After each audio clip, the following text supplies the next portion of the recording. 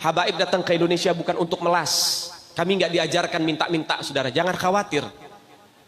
Habaib datang ke Indonesia bukan untuk meraup daripada harta, enggak. Kami tidak mencari jabatan, enggak. Kenapa? Itu bukan didikan dari keluarga kami.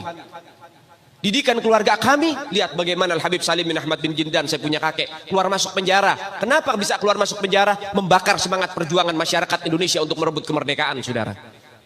Al-Habib Ali bin Abdurrahman Al-Habsyi Kuitang, beliau yang memfatwakan ketika tanggal 17 Agustus Soekarno membacakan teks proklamasi mendeklarasi daripada kemerdekaan Indonesia. Beliau di hari Jumat itu, ba'da Jumat beliau fatwakan, sekarang saya fatwakan setiap tanggal 17 Agustus wajib pasang bendera merah putih di rumah-rumah kalian. Siapa yang nyuruh? Itu fatwa Habib Ali bin Abdurrahman Al-Habsyi Kuitang.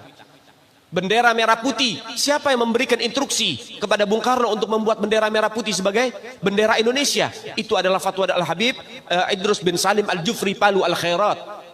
Lambang negara Garuda, siapa yang buat? Al-Habib Asy-Syarif Hamid Al-Gadri dari Pontianak, keluarga baginda Nabi Muhammad. Lagu 17 Agustus, Pramuka, lagu syukur, siapa yang buat? Al-Habib Husin Al-Mutahhar dari Semarang, dzurriyyat baginda Nabi Muhammad. Jadi Anda jangan berpikir, ini habaib di Indonesia jasanya apa? Banyak, itu yang baru kecatat. Itu yang baru ketahuan. Masih banyak lagi daripada keluarga Nabi Muhammad yang tidak mau masuk buku karena perjuangannya ikhlas karena Allah dan Rasul. Banyak, saudara. Siapa Imam Bonjol? Semua pasti bilang pahlawan. Betul apa enggak? Imam Bonjol pahlawan Indonesia bukan? Pahlawan nasional bukan? Sekarang siapa namanya Imam Bonjol? Al-Habib Muhammad Syahabuddin, beliau habaib dari kalangan bin Syahab. Imam Bonjol itu bin Syahab, masih daripada kakeknya Habib Rizik, saudara sekalian. Itu keluarga daripada Nabiuna Muhammad, keturunan Sayyiduna Muhammad. Banyak lagi dari kalangan para dzurriyyat Nabiuna Muhammad sallallahu alaihi wasallam yang jasanya besar di Indonesia, tapi kita nggak ada yang tahu. Kenapa? Karena itu kami nggak cari popularitas. Kami nggak cari madah pujian. Kami nggak cari tempat kedudukan, yang kami cari ridho Allah dan Rasulnya.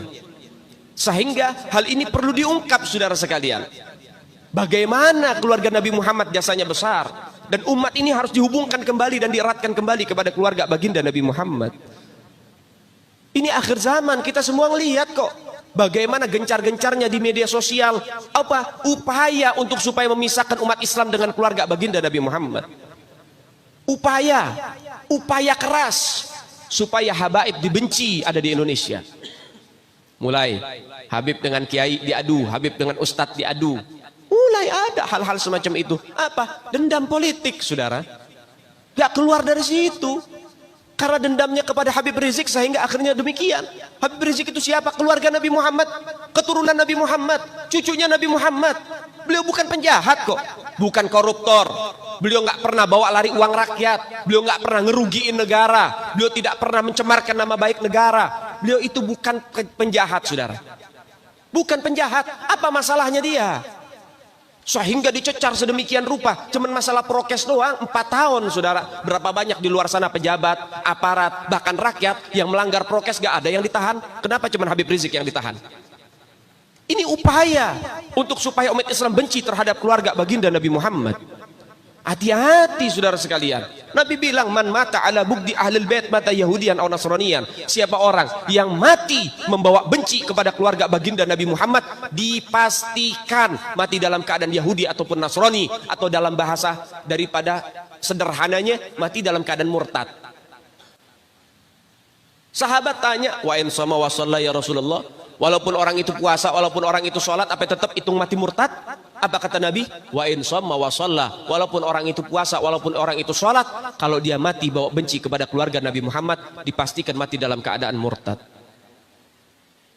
Ini Nabi yang punya mau, bukan kita habaib. Dan seharusnya yang membahas masalah fadailul ahlul bait, keutamaan para habaib, bukan dari mulut saya, bukan dari mulut Habib Khalid wala Habib yang lain, bukan, tapi daripada mulut para guru-guru kita. Mereka yang lebih punya kewajiban untuk membahas masalah ini ke umat, saudara. Kenapa? Supaya tidak ada fitnah.